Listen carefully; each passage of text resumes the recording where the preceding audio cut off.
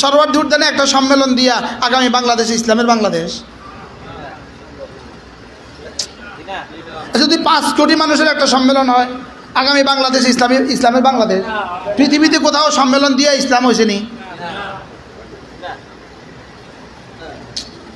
কি কা পৃথিবীতে কোথাও সম্মেলন দিয়ে ইসলাম হয়েছে নি? হ্যাঁ নাও পৃথিবীতে কোথাও সম্মেলন দিয়ে ইসলাম হয়েছে? পৃথিবীতে কোথাও বক্তৃতা দিয়ে ইসলাম হয়েছে? কি ভাই, ইসলাম হয়েছে ওই আবু বকর, ওমর, ওসমান এদের দিল দিয়া।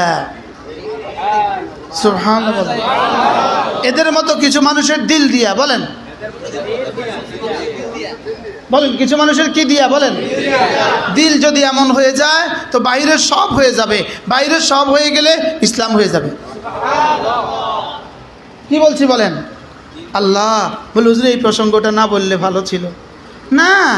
খন্তি মার্কায় ভোট দিলেই তো আগামী বছর ইসলাম হবে। আগামী ফেব্রুয়ারিতে খন্তি মার্কায় ভোট দিয়ে দিলে ইসলাম এসে যাবে এই দেশে। ধোকায় আছি, ধোকা কিসে আছি বলেন? আমিও ধোকা খাইছিলাম, আমিও ভাবছিলাম নির্বাচন করব, এখন দেখি যে ধোকার সাগরে আছি। বলেন যারা আগামী বাংলাদেশকে ইসলাম দেওয়ার জন্য নির্বাচনের জন্য নাম দিতেছেন, আপনি ধোকার সাগরে আছেন। যদি আপনার একদিনের ফজরের নামাজ ছুটে যায় নির্বাচন করতে গিয়া, আপনার এই নির্বাচন দিয়া 1 জাররাও হাসরের মধ্যে পাইতেন না, ফিডা ছাড়া আর কিছু থাকতো না। কি বলছি বলেন? আরেকজনের দেয়ালে পোস্টার লাগাইছেন, ওই বেটার দেয়ালের চুন উঠে গেছে আপনার পোস্টার লাগানোর কারণে, হাসরের মধ্যে এটা জবাব দিয়েও কুল পাইতেন না। মনে হয় বুঝেন না কি বলছি? আরেকজনের দেয়ালে রং নষ্ট করছেন পোস্টার লাগাইয়া, এই রং নষ্ট করার জবাব দিয়েই তো কুল পাইতেন না আপনি। হ্যাঁ, আর ছবি যে লাগাই দিচ্ছেন, এটা যে কোন ইসলাম আপনাদেরকে অনুমতি দিছে আমাদের বুঝে ধরে না। কি লক্ষ লক্ষ ছবি যে লাগাই দিচ্ছেন, এটা যে কোন কোরআন আর হাদিসে অনুমতি দিছে আমাদের বুঝে ধরে না। এই ছবি দিয়ে কোন দেশে যে ইসলাম হয়েছে পৃথিবীতে এটা আমাদের জানা নাই। বলেন পোস্টারে ছবি দিয়া বলেন ইসলাম কোন কোন দেশে কায়েম হয়েছে? হ্যাঁ, এটা ইতিহাসবিদ তারা কেউ জানে না। ইতিহাসবিদ তাদের কাছে এটা কি নাই? বলেন জানা নাই না। ইতিহাসের কোনো পৃষ্ঠায় এটা লেখে নাই, ইতিহাসের কোনো পৃষ্ঠায় এটা আসে নাই। বলেন কি বলছি বলেন? ইতিহাসে কোনো পৃষ্ঠায় কি আসে নাই? এটা আসে নাই। গণতন্ত্র দিয়ে ইসলাম হবে, গণতন্ত্র এই জন্য বানাইছে। গণতন্ত্র দুই মাতাকে, গণতন্ত্র প্রথম আবিষ্কারক কে? আব্রাহাম লিঙ্কন গণতন্ত্র বানিয়েছে বাংলাদেশে ইসলাম কায়েম করার জন্য। কারণ সেদিন যে গণতন্ত্র বানাইছিল ওই দিন আব্রাহাম লিঙ্কন তার গণতন্ত্রের মধ্যে লিখছিল, আমি আজকে গণতন্ত্র বানাচ্ছি এই জন্য 2025 সালে বাংলাদেশের নির্বাচনে যেন ইসলাম আসে।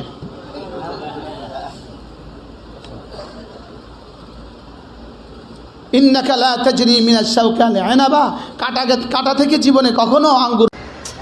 এই পাল্লাতে ওয়ারা দিয়ে দেন, এই পাল্লাতে আমল দিয়ে দেন, দেখেন না কদ্দুর টিকে।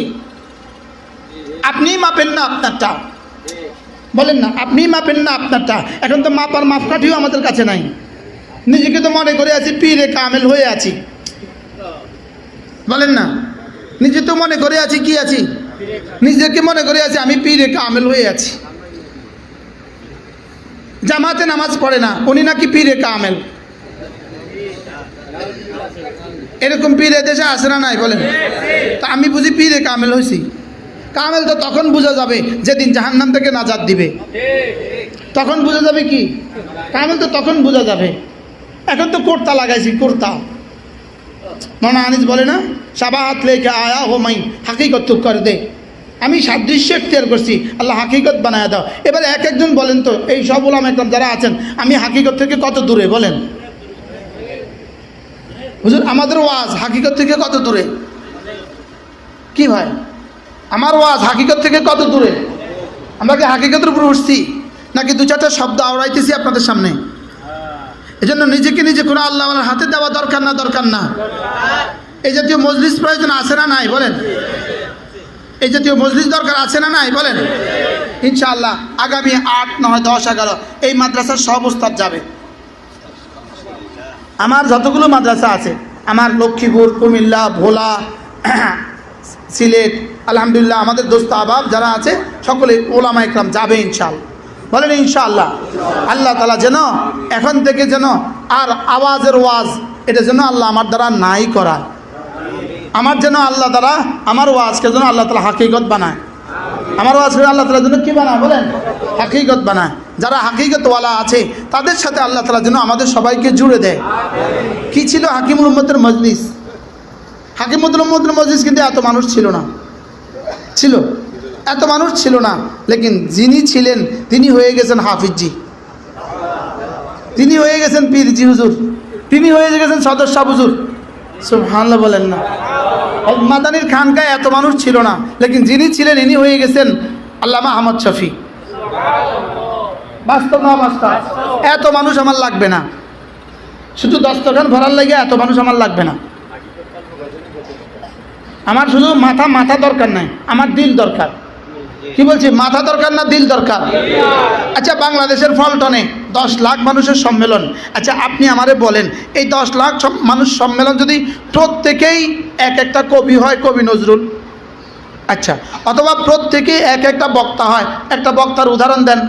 আচ্ছা শেখ মুজিব, একটা বক্তা হয় শেখ মুজিব। শেখ মুজিবের চেয়ে ভাষণ আর বাংলাদেশ কার ছিল? বুঝেন নাই? আচ্ছা বঙ্গবন্ধু শেখ মুজিব, একটা 10 লাখ মানুষ বঙ্গবন্ধু শেখ মুজিবের মতো বক্তৃতা হয়। কবিতার লাইনে একজন কবি নজরুল হয়।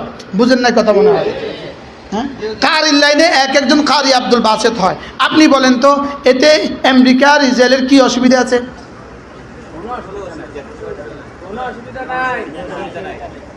বুঝেন না? হ্যাঁ, এতে আমেরিকা আর ইসরায়েলের কি অসুবিধা আছে? আচ্ছা এতে ফিলিস্তিনের কি উপকার আছে? আপনি কি মনে